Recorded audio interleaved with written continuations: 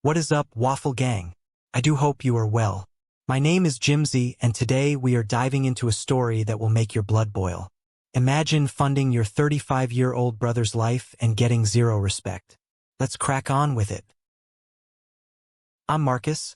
I'm 42 years old, and at my family's Christmas brunch, my own brother looked me and my two little kids in the eye and said, "Today's not a good day for your kind of energy."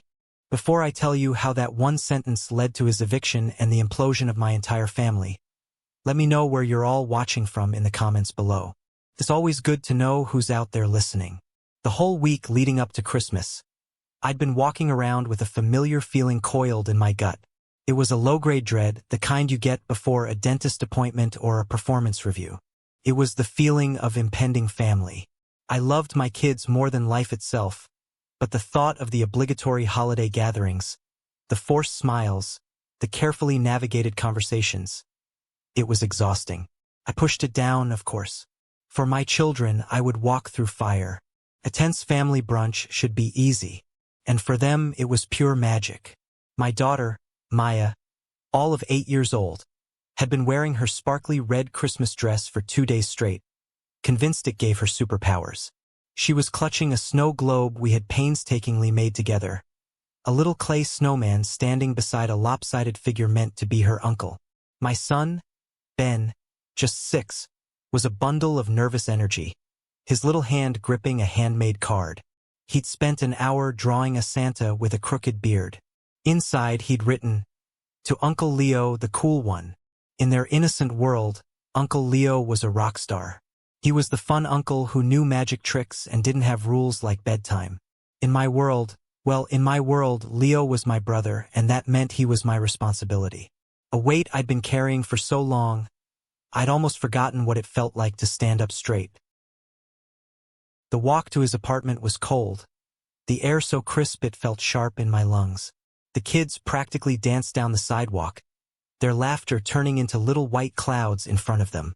I plastered a smile on my face, a mask of holiday cheer over the weariness I felt deep in my bones. Today is for them, I told myself, a mantra I'd repeated for years. I knocked on the door, a cheerful rat-a-tat-tat I didn't feel. "Uncle Leo, we're here," Maya shouted, her voice bright with anticipation. We waited. The only sound was the faint murmur of a TV inside. I knocked again, harder this time. "Leo," I called out. "It's us." Through the frosted glass of his door, a shadow detached itself from the gloom within. It drifted toward the door, paused for a long second, and then retreated. My smile tightened. Ben, sensing my unease, quietly took my hand, his small fingers cold against my own. Finally, after what felt like an age, the deadbolt turned with a heavy, reluctant clunk. The door opened, but only a few inches, a miserly crack. In the gap was one of Leo's eyes, bloodshot and wary, and a sliver of his unshaven cheek. The air that drifted out smelled stale, like old smoke and something vaguely sour. He looked like he'd just woken up. "Hey," I said, my voice straining to sound breezy. "Merry Christmas, sleepyhead." "Hey," he mumbled back. His gaze was flat, lifeless. It flickered from my face, down to the two small, hopeful faces at my side, and then back to me.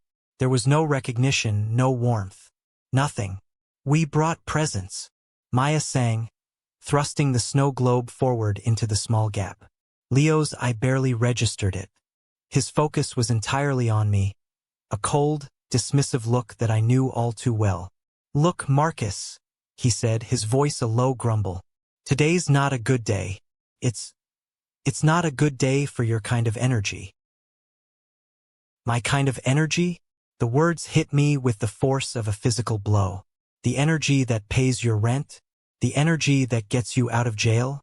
The energy that funds your life while I raise 2 kids on my own? A volcano of unspoken resentment threatened to erupt right there on his doorstep. The absolute audacity. He opens the door a crack at Christmas, looks at his brother who literally pays his rent, looks at his niece and nephew and says their energy is bad?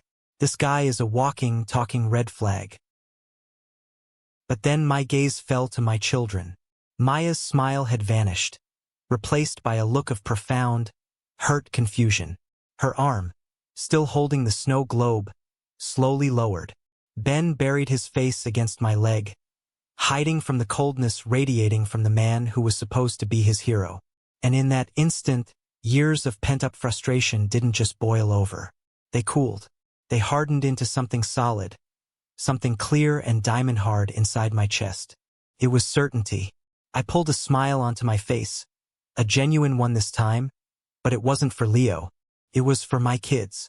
I reached down, took Maya's hand, and squeezed Ben's. You know what? My voice was suddenly light, full of promise. That's totally fine. Uncle Leo looks like he needs his beauty rest.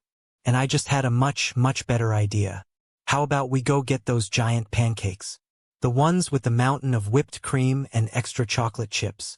Pancakes, the ultimate balm for any childhood disappointment. Maya's face brightened with a flicker of hope. I didn't give Leo another glance. I simply turned my back on the cracked open door and the man behind it.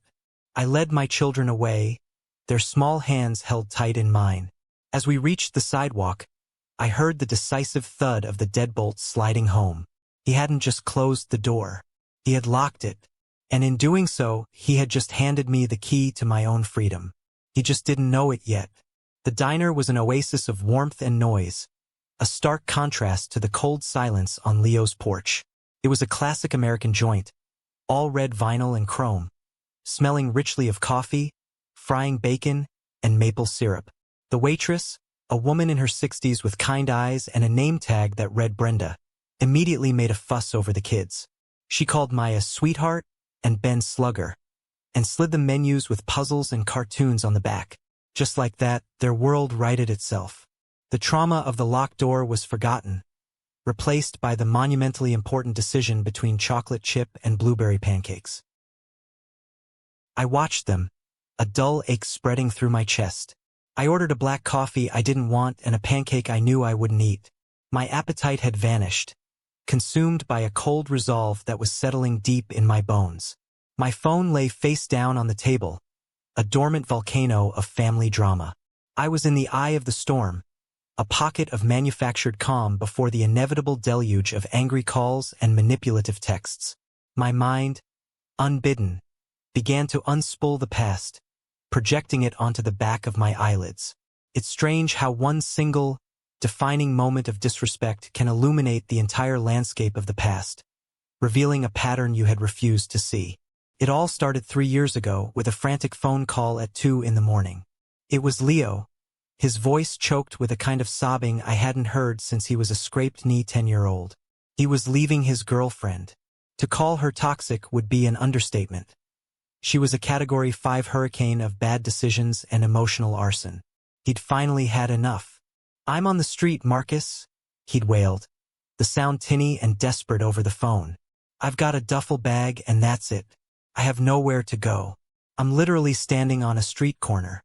What's an older brother to do?" He was blood. My instinct, honed over a lifetime of being the fixer, kicked in. "Get a cab. Come to my place. We'll figure it out in the morning." Figuring it out meant me taking a personal day from work. It meant me sitting with him while he chain-smoked on my balcony, talking about his grand plans to get his life together. And it meant me finding him a place to live. We found a nice one-bedroom in a quiet, well-maintained building. It was perfect. The only problem was Leo himself. His credit score was a smoking crater, the result of years of impulsive spending, unpaid credit cards, and a general allergy to financial responsibility. No landlord in their right mind would approve him. "They're gonna turn me down, man," he said, looking utterly defeated, a picture of broken potential. "I'm completely screwed. I'll be living in my car." So I stepped in. I met with the landlord, an older gentleman named Mr. Henderson who seemed sharp and fair. I remember looking at the building and thinking, this place is solid. Good bones. A smart investment. "My brother's had a rough go of it," I explained to Mr. Henderson. "But he's a good person. He just needs a fresh start." The lease couldn't be co-signed. Leo's credit was too toxic. So I made a decision. I put the lease entirely in my name. I became the sole leaseholder, and Leo was simply listed as a permitted occupant.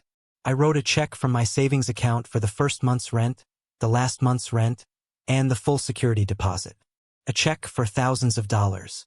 Then I took him to Target and filled a cart with everything a person needs to start over: towels, sheets, dishes, a coffee maker. I even paid to get his car, which had been impounded during his dramatic breakup, back on the road. I wasn't just giving him a place to live. I was handing him a pre-packaged life. His gratitude was a performance worthy of an Oscar. He hugged me, his eyes wet with what I thought were real tears. "I'll pay you back every single cent, Marcus. I swear on my life. You're the best brother in the world. You saved me." I wanted to believe it so badly. I needed to believe that my investment was in his future, not just in another one of his fleeting dramas. For 2 months, the money for the rent appeared in my account on the 1st. I felt a swell of pride. Maybe this time was different. On the 3rd month, the texts began. The first one was almost comical in its predictability. "Hey man, so sorry. I'm a little short this month. My tire blew out on the freeway, total nightmare. Had to drop $500 on a new set. Can you spot me? I'll get you back on the 15th, promise." I spotted him. The 15th came and went in silence. When I gently brought it up, he was full of apologies. "Oh man, I'm so sorry, totally slipped my mind. Things are just crazy." He never paid me back. The next month, it was a full-blown phone call. I was in the middle of a meeting at work. "Marcus, thank God you picked up," he'd said, his voice a conspiratorial whisper. "Listen, this new manager at the restaurant is a total tyrant. He cut everyone's hours to save money. I'm fighting with him about it, but right now I'm looking at a paycheck that's half of what it should be. I'm good for the rent, I need a little time." I sighed, pinching the bridge of my nose. "Okay, Leo, just handle it when you can. You're the best," he'd said, the relief in his voice palpable. "I don't know what I'd do without you." He knew exactly what he was doing. It became a grim ritual. The lost wallet just before the 1st of the month. The sudden, debilitating toothache that required an emergency root canal. The freelance graphic design client who ghosted him without paying. Each excuse was a little play, and I was the unwilling audience of one. This is what we call weaponized incompetence. Leo knows exactly what he's doing. He plays the victim card perfectly every single month because he knows OP will step in to fix it. He is bleeding OP dry. My best friend, David, was the only one I could talk to about it. We'd meet for a beer, and I'd unload the latest chapter of the Leo saga. "It's been a rough patch for 2.5 years, Marcus," David said one night, his expression grim. "That's not a patch. That's a permanent state of being. You're not his brother anymore. You're his enabler. You're the reason he never has to grow up." "What am I supposed to do, Dave?" I asked, the question worn out from overuse. "Let him end up on the street? Let our parents deal with it? It's easier to pay it and keep the peace." "Easier for who?" he'd asked pointedly. "It's not easier for you. I see you, man. You're running on fumes." He was right. 1.5 years ago, my wife, Claire, had sat me down in our living room and told me she wanted a divorce. "I can't compete anymore, Marcus," she'd said, her voice devoid of emotion. "I can't compete with your job, with your parents, or with your brother's endless, draining black hole of need. There's no space left for me. You're married to your responsibilities." Her leaving was like a bomb going off in the middle of my life. Suddenly I was a single dad, trying to be a mother and a father to 2 heartbroken kids, all while managing a demanding career and, on the 1st of every month, paying the rent for a 35-year-old man who couldn't be bothered to do it himself. My family's response to my divorce was a few sympathetic platitudes, and then right back to business as usual. "Are you sure you can handle the kids this weekend, Marcus?" Leo was thinking of having a few friends over. No one ever asked me if I was okay. It was just assumed. Marcus is strong. Marcus will handle it. The breaking point, the final catastrophic snap, happened just 1 week before that fateful Christmas morning. I had been squirreling away money for months, planning a surprise weekend trip for Maya and Ben to the Great Wolf Lodge. They were obsessed with the idea, watching videos of the waterslides on YouTube every night. I had finally saved enough. I booked the hotel, a non-refundable reservation. Their little swimsuits were laid out on their beds, ready to be packed. Tuesday night, 10 p.m. My phone rings. It's Leo, his voice a high-pitched whine of pure panic. "Dude, you have to help me. It's an emergency," he gasped. "It's Buster. He's really sick. I think he ate a sock or something. I took him to the emergency vet, and they said he needs surgery. Right now. Or they're going to have to put him down." Buster, the Beagle Mix puppy he had gotten 6 months ago, in direct violation of the building's strict no-pets policy. Another rule that didn't apply to Leo. "How much, Leo?" I asked, my voice flat. "They want $3,200, he said, the number tumbling out in a rush. "Up front." "I don't have it, Marcus. I don't have anything. They won't do the surgery without it." "What do I do?" "You can't let him die. He's all I've got." I closed my eyes. I saw the happy, expectant faces of my own children. I saw the booking confirmation for the hotel, non-refundable, in my email inbox. And I saw the face of a scared, sick little dog. What choice was there? I'm not a monster. I couldn't let an animal suffer and die because my brother was an irresponsible child. "Give me the vet's number," I said, my voice hollow. I called the clinic directly and paid the entire bill with my credit card. The card I had reserved for family emergencies. I had just never realized that my brother was the family emergency. Bloody hell. OP had to cancel his kid's non-refundable dream trip to pay for a dog his brother wasn't even allowed to have? That is heartbreaking. Leo isn't family, he is a parasite. The next morning, I had to do one of the hardest things I've ever done as a father. I sat my kids down and told them the water park trip was canceled. "But why, Daddy?" Maya whispered, her eyes welling up with tears that broke my heart. "You promised." "I know, sweetie. I'm so sorry," I said, pulling them both into a hug, the words tasting like poison. Something important came up with Uncle Leo. "We'll go another time. I promise." Ben didn't say anything. He just buried his face in my shirt and his little shoulders shook with silent sobs. I held them, a rage building inside me so cold and so absolute that it felt like a new part of my soul was being forged in ice. It was the first time his selfishness had reached out and stolen something directly from my children. Brenda the waitress appeared at my elbow, a fresh pot of coffee in her hand. "More coffee, hon?" she asked, her kind eyes full of concern. "You haven't touched your pancakes." I looked down at the plate. It was a symbol of everything I had just swallowed. Everything I was done swallowing. "No thank you, Brenda," I said, giving her a small, tight smile. I pulled out my phone. My hand was perfectly steady. I scrolled through my contacts, past the angry notifications already lighting up my screen from my parents. I found the number for Henderson Properties. Mr. Henderson answered on the second ring. "Henderson Properties. This is Howard." "Howard, hello? It's Marcus Thorne," I said, my voice crisp and clear. "I'm calling about my unit at 214 Oak Street, apartment 3B. "Marcus, good to hear from you. Everything all right?" "Everything is fine, Howard," I said. "I'm calling to provide my official, formal 60-day notice to vacate the premises. Please send all the necessary documentation to my email to terminate the lease at the end of that period." There was a brief, surprised pause. "Oh, okay. Well, all right then. Is your brother finding a new place? Moving up in the world?" "That's a question you'll have to ask him," I said coolly. "Just send me the paperwork." "You got it. I'll email it over this afternoon. Consider it done." Holy moly. F around and find out.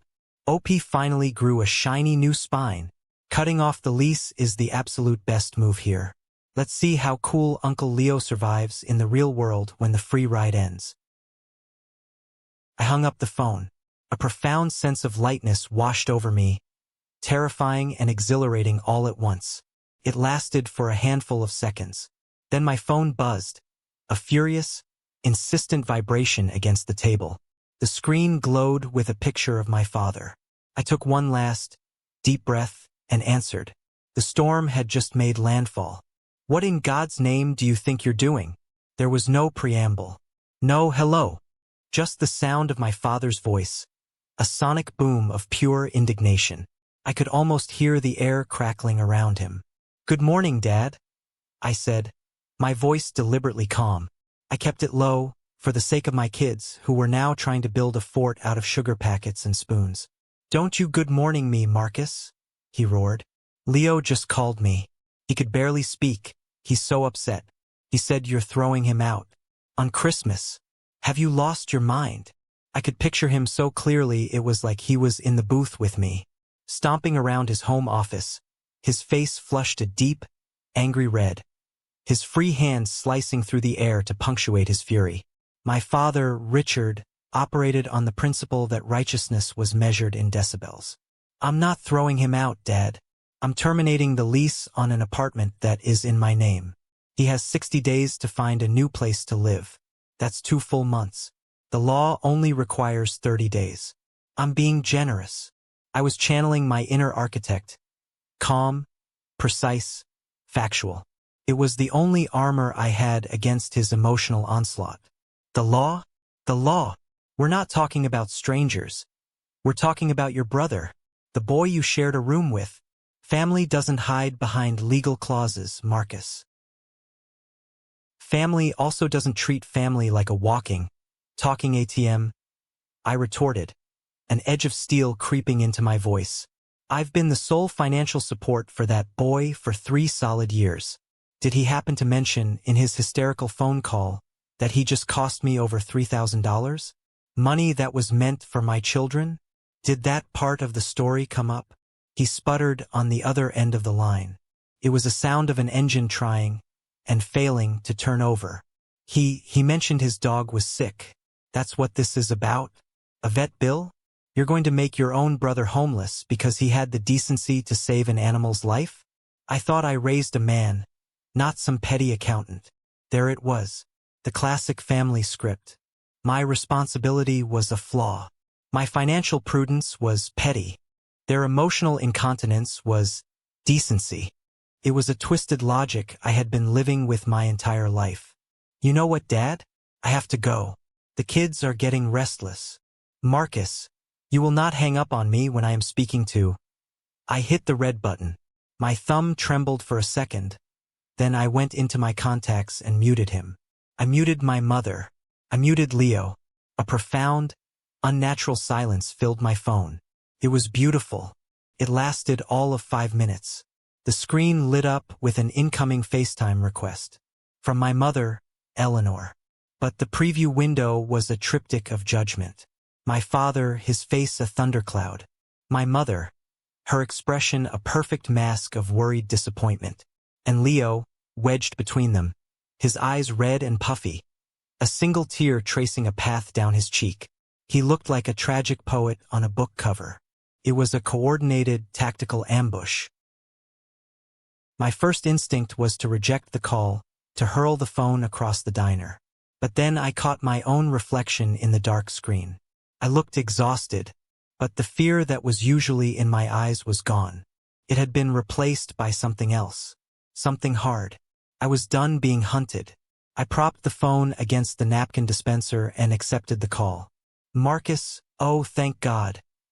My mother began, her voice quivering with practiced concern. We were so worried. What is all this? Your father is just upset because he loves you both. He's kicking me out, Mom, Leo's voice croaked, perfectly on cue. Onto the street. Christmas. After everything I've been through. Leo, I said. My voice was quiet, but it cut through his performance like a scalpel. Shut up for a minute. The effect was instantaneous. All 3 of them froze, their expressions of outrage and concern momentarily replaced by pure shock. I had never, in 42 years, spoken to my brother that way. Now, I continued, leaning forward slightly, let's get a few things crystal clear. For 3 years, 1,095 days, I have paid the rent for that apartment. On time. Every month. While I was navigating a divorce that felt like my world was ending. While I was figuring out how to be a single father to 2 children who needed me more than ever.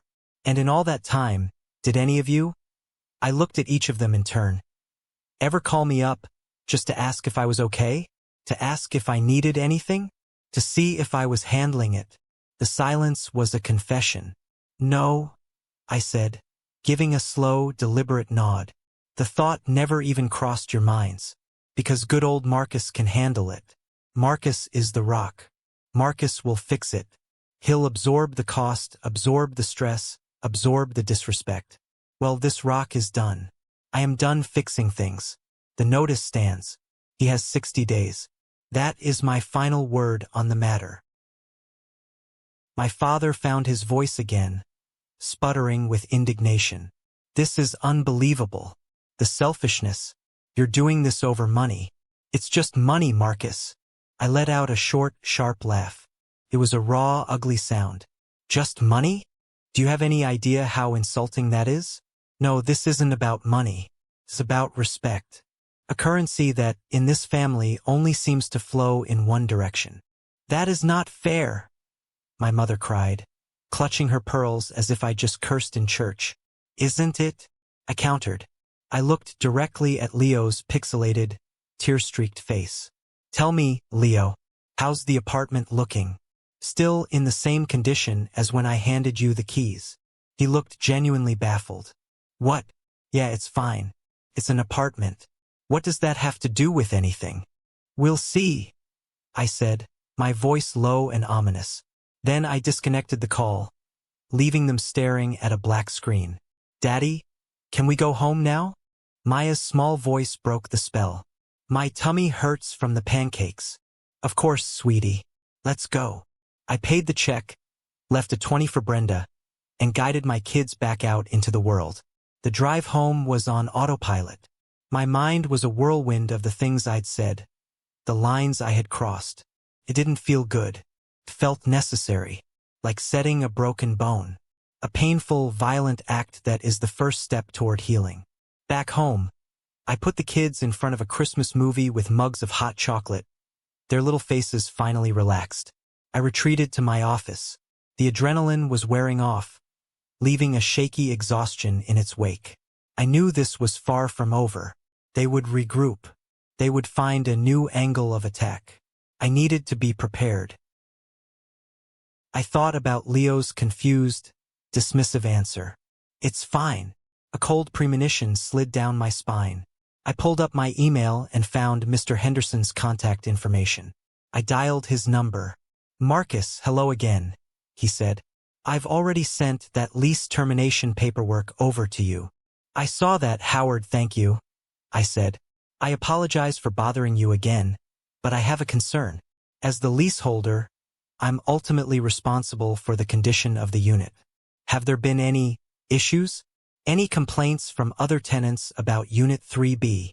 There was a long, weary sigh on the other end of the line. Well, Marcus, since you're asking directly, yes, there have. Nothing that would trigger an eviction, but it hasn't been quiet.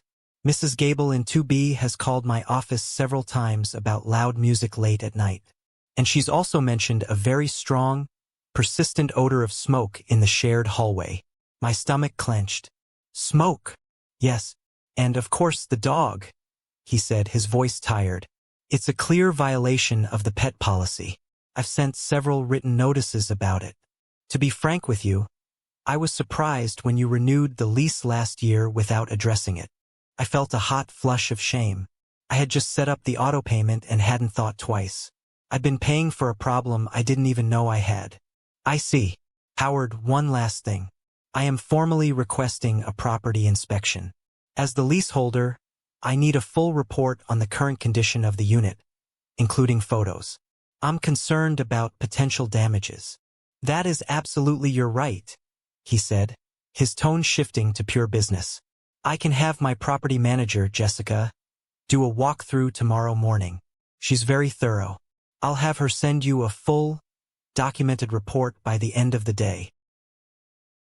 "Thank you," I said, my voice grim. "I appreciate your help." The next afternoon, an email with the subject line, "Inspection Report and Damage Assessment, 214, Oak Street, #3B, landed in my inbox. My hand trembled as I clicked it open. It was worse than I could have imagined. It was a meticulous documentation of 3 years of casual destruction. Jessica, the property manager, was indeed thorough. The report was organized room by room, each with a set of high-resolution photographs that made my stomach turn. The living room carpet, a neutral beige I had picked out myself, was a Jackson Pollock of dark red wine stains and other unidentifiable blotches. The hardwood floor near the balcony door was buckled and stained a dark brown, a clear sign of repeated pet accidents that had soaked through to the subfloor. The bedroom door had long, deep scratches gouged into the wood, as if a frantic animal had been locked inside. The kitchen was a disaster zone. The white laminate countertops had several cigarette burns melted into the surface. One of the cabinet doors was hanging precariously from a single, stripped hinge. The report also made special note of the walls. They were coated in a grimy, yellow film of nicotine that would require a special sealant and primer before they could ever be painted again. And then I scrolled to the final page. The itemized estimate of repairs. Each line item was a fresh stab of betrayal. Full carpet replacement, $2,850 refinish and seal damaged hardwood floors. $1,600 replace interior bedroom door, $475 repair and rehang kitchen cabinetry. $400 full unit nicotine and smoke remediation, sealing, and repainting. $1,950 professional deep cleaning and sanitation.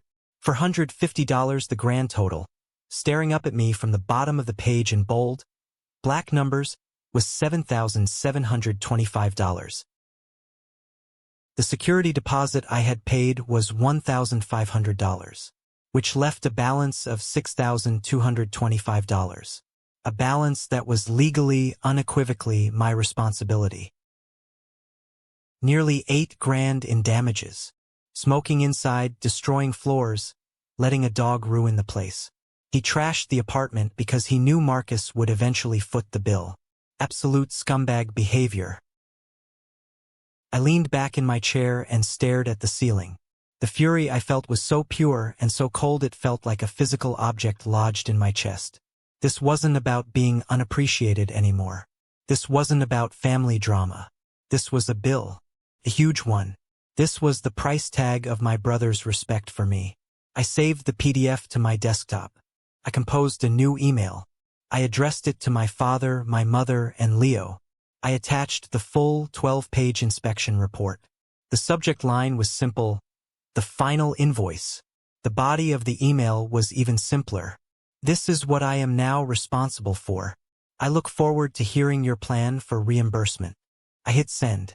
Then I created a new filter in my inbox to send any reply from them directly to a folder named The Void.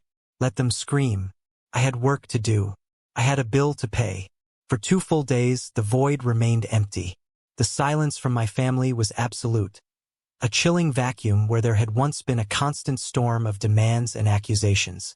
It was an unnatural peace, and I knew it was just the quiet before the next, more calculated assault. They were regrouping, planning a new line of attack. I just didn't know how or when it would hit. The answer came on a Wednesday morning. I was in my kitchen, sipping my first coffee of the day, scrolling through my phone before heading to the office. A message from a college friend popped up. It was a screenshot with no comment other than a single wide-eyed emoji. I opened it. My blood went cold. It was a public post from Leo's Facebook page. He hadn't just written a few dramatic sentences. He had crafted a masterpiece of manipulative victimhood. I've been quiet about this for too long, out of a misplaced sense of family loyalty. It began, the tone oozing with false sincerity. But today I have to speak my truth. For years, I have been living in a situation of profound emotional and financial abuse at the hands of a close family member. True toxicity isn't always loud and aggressive. Sometimes it's quiet. It's the constant threat of having your home taken away. It's being controlled by someone who uses their financial power to keep you small and dependent. It's a prison gilded with the illusion of generosity. He went on, weaving a story of a sensitive, struggling artist being crushed under the thumb of a cold, calculating tyrant. He never used my name. He was too clever for that. But he didn't have to. The comments section was a bonfire of sympathy and outrage. Leo, I'm so sorry you went through this. Sending you love. This is so brave. Your story will help so many people. It takes so much courage to break free from a toxic family dynamic. Stay strong. It was nauseating, but it was the comment near the bottom that made my hands start to shake. It was from Chad, one of Leo's sycophantic bar friends. Hang in there, man. Everyone knows how your brother at Thorne and Associates Architecture is. It's disgusting how he's treated you. Power trip. He hadn't just tagged my employer. He'd used the full name of my firm. The firm I had built from the ground up with my partner. My name was literally on the door. This was no longer a personal matter. He had deliberately and maliciously crossed the line, targeting my livelihood, my professional reputation, my clients, my partners, my employees. I felt a surge of pure, unadulterated rage, followed immediately by a wave of ice-cold panic. My first call was to David. My voice was tight, strained, as I read him the post and Chad's comment. There was a long silence on his end. Then he let out a low whistle. Wow, he went nuclear. Okay, don't panic. This is bad, but it's manageable. He's playing the emotional martyr. You have to be the exact opposite. You have to be strategic. You have to be factual. What do I do, Dave? Do I call him? Do I post a response? No, David said firmly. You do not engage with him online. That's his battlefield. He controls the narrative there. You take the fight to your own ground. You have to get ahead of this at work. You can't let them hear this from a Facebook comment. You need to control the story. How? You have that binder, right? The evidence? David asked. The spreadsheet, the receipts, the damage report. Yeah, it's all here. I had started keeping meticulous records a year ago. A quiet act of self-preservation. Good, David said, his voice sharpening with strategic focus. You're not going to HR to complain. You're going as a partner in the firm, proactively addressing a potential PR issue. This isn't Marcus the brother. This is Marcus Thorne, the professional, protecting the firm's reputation. You frame it as your fiduciary duty to inform them. You give them the facts, the whole binder, and let them see the truth for themselves. He was right. Panic was a luxury I couldn't afford. Action was the only antidote. An hour later, I was sitting across from Eleanor Albright, the head of human resources and our firm's managing partner. She was in her late 50s, a formidable woman with a razor-sharp mind and a reputation for being allergic to bullshit. I felt a tremor of nervousness, but I pushed it down, channeling a cool professionalism I didn't entirely feel. I had placed a thick, black binder on the polished surface of her conference table. Eleanor, I began, my voice steady. Thank you for your time. I need to make you aware of a personal legal matter that has unfortunately been made public online and now involves the firm's name. I laid it out for her not as a victim, but as a colleague reporting a problem. I explained the 3-year history of the tenancy. I detailed the termination of the lease. And I described the subsequent social media post that had tagged our company. I was concise, factual, and devoid of emotion. My brother has chosen to frame this as a story of financial abuse, I concluded. I believe the facts present a different narrative. This binder contains the complete documentation. I slid the binder toward her. You will find a copy of the lease agreement, which is solely in my name. You will find a detailed spreadsheet logging every single rent payment made from my personal bank account for the past 36 months. You'll also find copies of receipts for multiple, significant personal loans. And finally, you will find the formal, 12-page damage inspection report from the property management company, itemizing over $7,000 in repairs for which I am now liable. She opened the binder without a word. I watched her face as she read. She was a master of the poker face, but I could see a subtle tightening around her eyes as she scanned the spreadsheet of my payments. I saw her brow furrow slightly as she examined the photographs of the cigarette burns and the wine-stained carpet. When she got to the final page with the grand total of damages, she let out a slow, almost inaudible breath. She closed the binder and folded her hands on top of it. She looked at me, her gaze direct and assessing. "Thank you for bringing this to my attention directly, Marcus," she said, her voice crisp. "And for your impressive level of documentation." I felt a knot in my chest loosen. "The firm's position on personal matters is generally one of non-involvement," she stated. "However, the moment the company's name is publicly invoked, it ceases to be purely personal. What your brother has done is libelous, not just to you, but potentially to the reputation of this firm." She tapped a finger on the binder. "This documentation makes the situation unequivocally clear. You have been the victim of significant financial exploitation. We will stand behind you. Our legal counsel will draft a cease and desist letter to both your brother and the individual who tagged the company, demanding an immediate retraction. We will also monitor the situation for any further defamatory statements." She leaned back in her chair. "You did the right thing by coming to me. You acted like a partner, not a victim. The firm will protect its own." I walked out of her office feeling like a man who had just walked through a minefield and emerged unscathed on the other side. Leo had tried to burn down my professional life, to poison the well of my reputation. But he had made a fatal error. He had mistaken my kindness for weakness, and he had no idea that while he was busy crafting sob stories, I had been quietly building a case file. He had brought his feelings to a gunfight. I had brought a binder full of evidence. I absolutely love this. Leo tried to play the victim on Facebook and drag OP's firm into it, but OP didn't react with emotions. He brought a binder full of receipts to HR. Never mess with an architect who keeps a ledger. The cease and desist letters from the firm's lawyers worked like a splash of cold water. Leo's post and Chad's comment vanished within hours. The online battle was over, but I knew the war was not. My family wouldn't be deterred by lawyers. Legal letters were for strangers.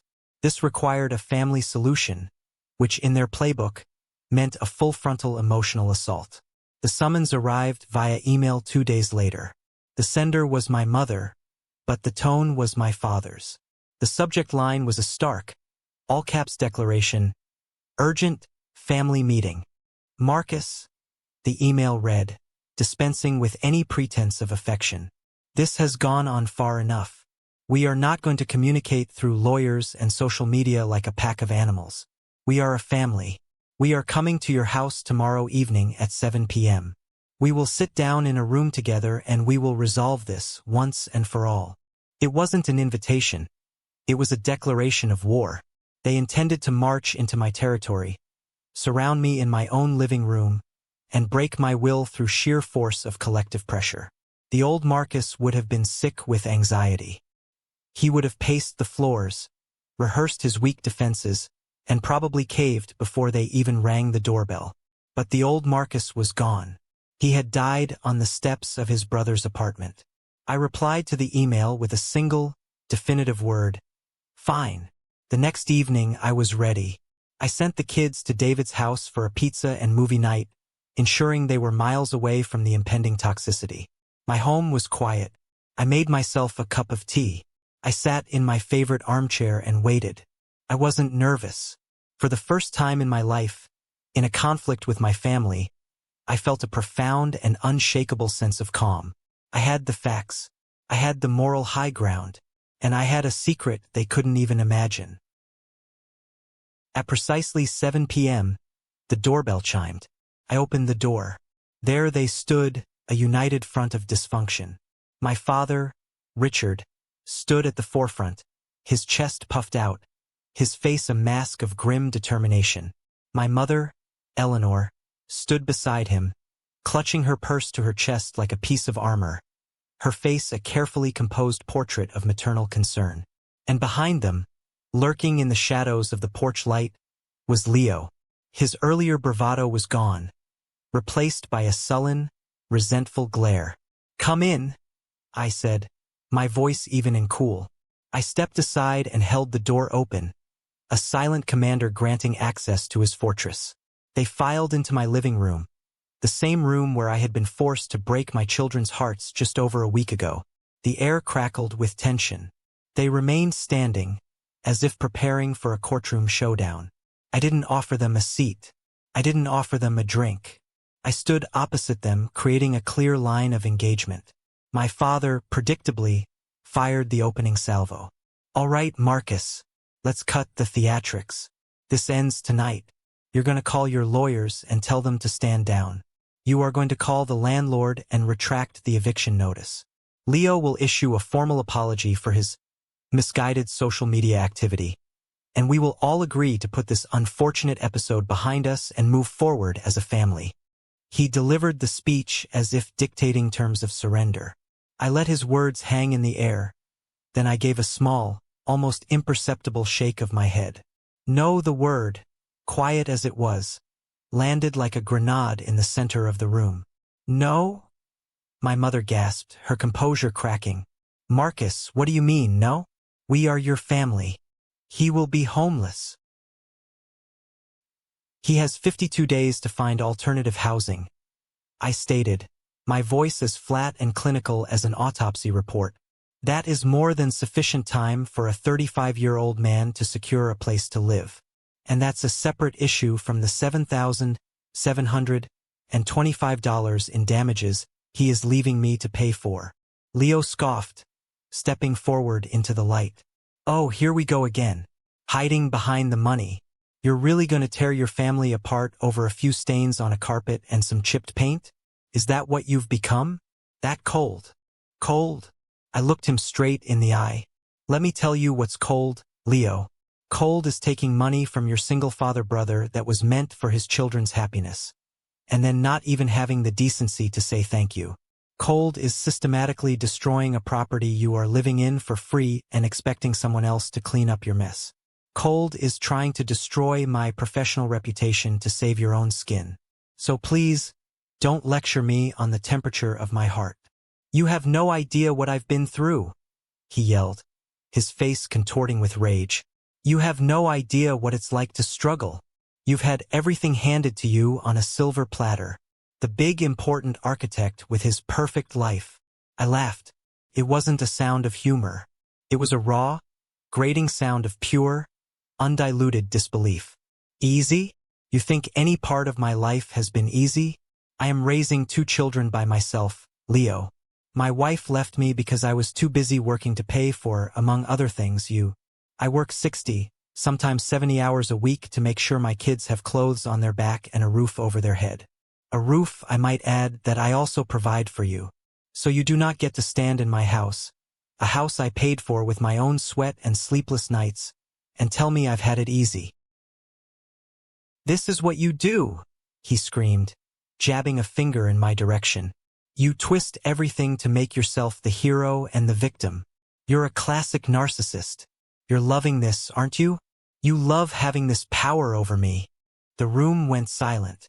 He had fired his last bullet. The ultimate projection. "Power," I repeated, the word rolling off my tongue. I savored it for a moment. "You really want to have a conversation about power, Leo?" I took a deliberate step forward.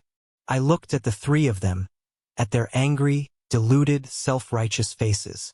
For their entire lives, they had operated within a reality of their own making, a comfortable fiction where I was the dependable, boring, but ultimately pliable utility. They had no framework, no context, for the truth. It was time to give it to them. Leo, emboldened by my silence, pressed his attack. "You think you're a king in his castle, don't you? Holding this apartment over my head like you're some feudal lord.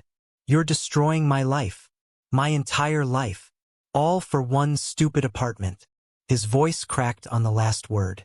He was trying to summon tears, but all that was left was rage. I held his gaze. I let the silence in the room expand, let his final, pathetic accusation echo and die. My anger had completely evaporated, replaced by a deep, profound, almost pitying sense of clarity. I took one more slow, centering breath. And then, in a voice that was barely a whisper but carried the weight of an earthquake, I ended the war. An apartment? I asked softly. Leo, you don't live in an apartment. He stared at me, his brow furrowed in confusion.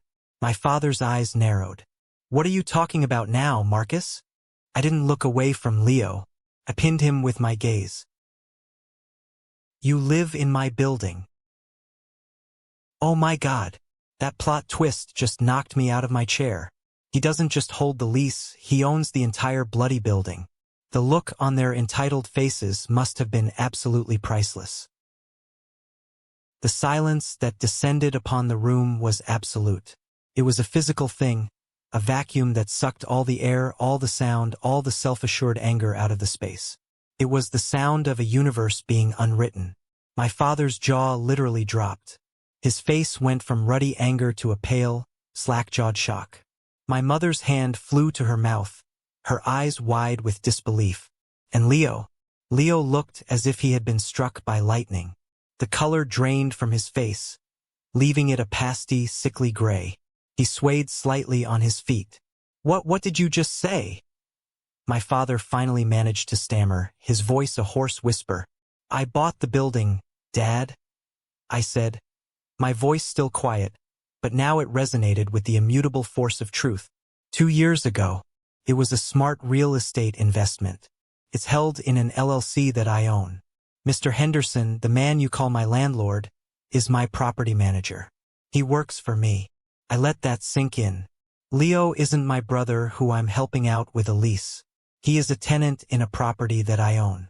And for the past 2 years, he has been a delinquent, destructive, and deeply disrespectful one. The game was over. They hadn't just lost. They had discovered they were never even playing. Their outrage, their demands, their entire framework of grievance. It all crumbled into dust. They hadn't been taking advantage of their kind-hearted brother. They had been squatting in the blind spot of their silent, patient, and deeply underestimated landlord.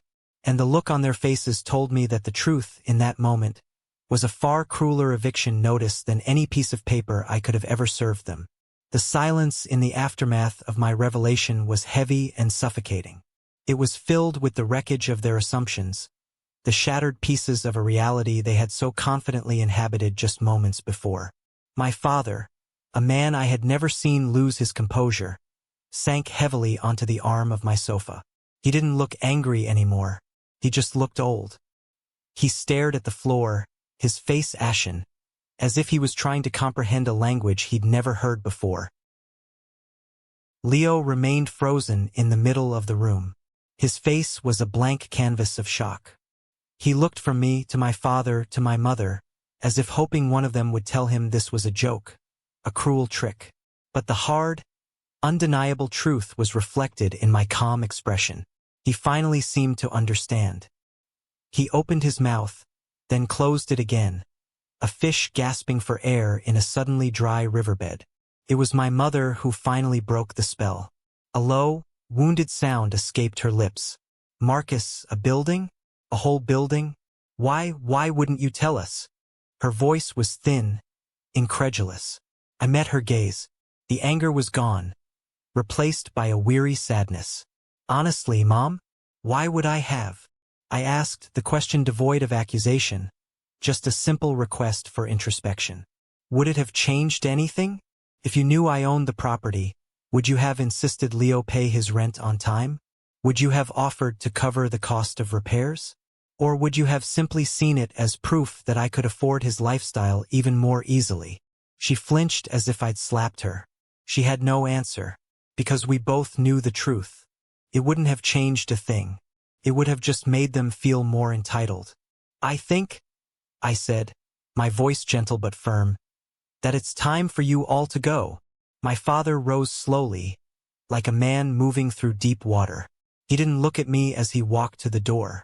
He couldn't. He had built his entire identity around being the patriarch, the one in charge. In the space of 30 seconds, he had been rendered utterly powerless, a guest in a house he didn't know I owned. Leo followed him, a ghost in his wake. His eyes, when they finally met mine, were filled with a terrifying cocktail of emotions. Shame, disbelief, and a dawning, horrifying respect. It was the first time in his life he had ever truly seen me as something other than his safety net. My mother lingered at the doorway. "We'll talk, Marcus," she whispered, her voice choked. "I'll call you." "Maybe," I replied, offering nothing more. And then the door closed, and I was alone in the quiet of my own home. I walked to the window and watched their car pull away from the curb, a silent retreat. I didn't feel a rush of victory. I didn't feel a surge of vindication. I just felt an immense, hollowed-out sense of relief. The war was over. I had survived. The next few days were silent. No calls, no emails. The void in my inbox remained a void. The shockwave of the truth was still expanding, and they were lost in the blast radius. On Saturday afternoon, the doorbell rang. Through the peephole, I saw my mother, standing alone on my porch. She looked smaller than I'd ever seen her, her shoulders slumped. I took a breath and opened the door. "Can I come in for a minute?" she asked, her voice quiet. I nodded and led her to the living room. We sat in the same chairs as the night of the confrontation. The ghosts were still there, but they were quieter now. She twisted the strap of her purse in her hands, avoiding my eyes. "I haven't slept much," she began. "I keep replaying that night. I keep replaying the last 3 years." I remained silent, letting her find her own words. "When you said you owned the building," she said, her voice trembling slightly, "my first feeling was anger, then betrayal. How could he keep such a secret from his own mother? That's what I thought." She finally looked up at me, her eyes swimming with unshed tears. And then, a few hours later, the shame hit me. It was so overwhelming. "The betrayal wasn't yours, Marcus. It was ours. We betrayed you, every single day, for years." She took a ragged breath. "We never really saw you. We saw a caricature. We saw Marcus, the responsible one, the fixer, the one who had it all together. We just kept leaning on you, piling our problems onto your shoulders, and we never, ever stopped to think that the person holding everything up might be getting tired, might be crumbling under the weight." Her voice broke. "I was so terrified of Leo failing, of him ending up with nothing, that I made excuses for him.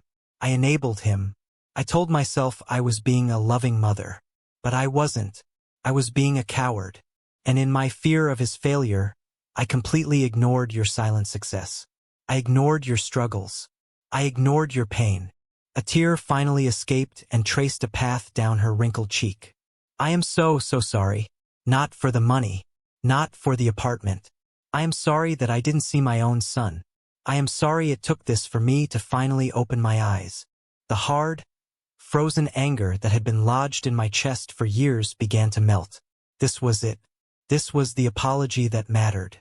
It wasn't about the logistics of the conflict. It was about the heart of it. It was about being seen. "Thank you, Mom," I said, my own voice hoarse with emotion. We sat together for a while longer, not talking.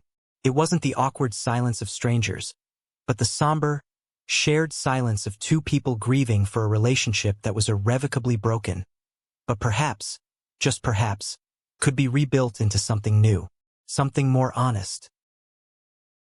"He'll be okay, won't he?" she asked as she was leaving. "He'll have to be," I said.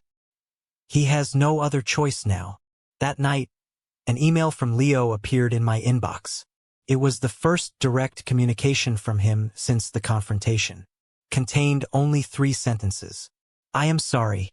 I have no excuse. I will be out by the end of the 60 days. I read the words over and over. They were simple, unadorned, and for the first time they felt true. I didn't reply. I simply selected the email and moved it to the archive. The conversation was over. The debt, both financial and emotional, was finally, blessedly closed. 6 months is a strange measurement of time. Long enough for seasons to change, for wounds to scar over, but short enough that the memory of the fire still feels warm. In the 6 months since the night my family's reality was rewritten, my own reality has quietly, beautifully transformed. Leo was true to his word. He moved out on the 59th day, leaving the keys with Mr. Henderson. I never spoke to him. I never saw him. I got a bill from the professional cleaning and remediation company that was, frankly, horrifying. They had to use industrial-grade solvents to remove the nicotine film from the walls. I deducted the full cost of the cleaning and the documented damages from the massive, unspoken family loan I had been carrying for years. I sent a final, formal statement of account to my father and Leo, marking the balance as paid in full, not out of generosity, but out of a need for absolute finality. I wanted every ledger, real or imagined, to be closed for good. For the first month, the apartment at 214 Oak Street, Unit 3B, sat vacant. It was a blank slate, scrubbed clean of its toxic history. It smelled of fresh paint and new beginnings. I debated what to do with it. The pragmatic, investor part of my brain told me to rent it out immediately. Find a quiet, responsible tenant and let the property start generating income. Erase the memory of Leo with a new rent check. But something held me back. One Saturday, driven by a curiosity I couldn't explain, I took Maya and Ben with me to see the empty space. I unlocked the door and we stepped inside. The afternoon light poured through the large windows, illuminating the freshly refinished hardwood floors that gleamed with a warm, honey-colored luster. "Whoa, it's Echo Y!" Ben shouted, and his voice bounced around the empty living room. He immediately started running from one wall to the other, his sneakers squeaking with every turn. Maya, always my more contemplative child, walked slowly to the big-picture window. She pressed her hands against the glass. "Daddy," she said softly, "you can see the playground at the park from here." I came and stood behind her, looking over her head at the view. The swings, the slide, the big oak tree we had picnics under. And in that moment, looking at the world through my daughter's eyes, a new blueprint began to form in my mind. An idea that had nothing to do with investment or income, and everything to do with healing. This space didn't have to be a bad memory. Could be a new beginning. "Hey guys," I said, kneeling down so I was at their level. "I have a crazy idea. What do you think? What if we don't get a new tenant? What if we become the new tenants?" Their faces lit up with identical expressions of delighted confusion. "What do you mean?" Maya asked. "I mean, what if we turn this into our own special place?" I said, my own excitement growing as I spoke. "This whole big room could be a giant playroom. We could put a huge, comfy couch right there for movie nights with a popcorn machine. And that little room," I pointed to what had been Leo's dingy, smoke-filled office, "could be your art studio, Maya, with a real easel, and a Lego creation station for you, Ben, with all the bins." The simultaneous, ear-splitting shriek of joy they let out was the only approval I needed. That became our project. For the last 2 months, our weekends have been filled with the glorious, chaotic work of making that space our own. I've learned that my daughter is a surprisingly meticulous painter, as long as the color is purple. I've learned that my son believes that more paint on himself than on the wall is a sign of a job well done. We've assembled complicated Swedish furniture, our living room floor littered with stray screws and incomprehensible instructions. We've laid down a floor of soft, interlocking foam tiles in a rainbow pattern. We were taking a space defined by neglect and irresponsibility, and we were overwriting it, layer by layer, with joy and creativity.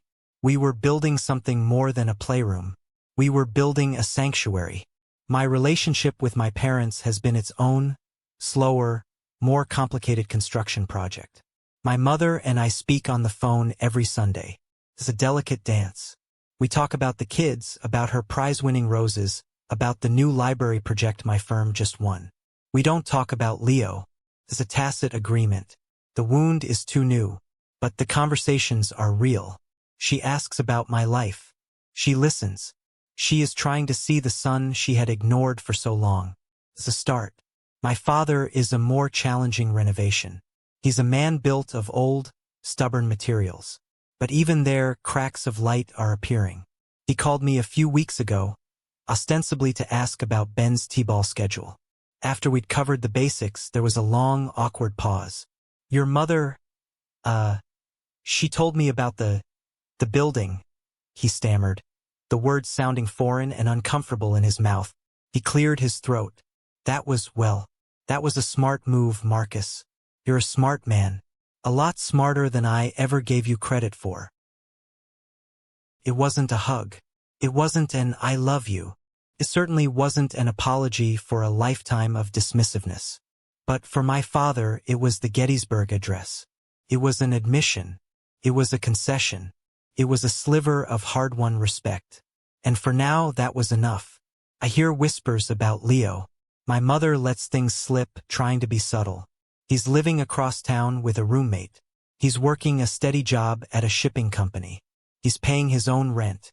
Maybe hitting rock bottom was the only thing that could ever teach him how to stand on his own 2 feet.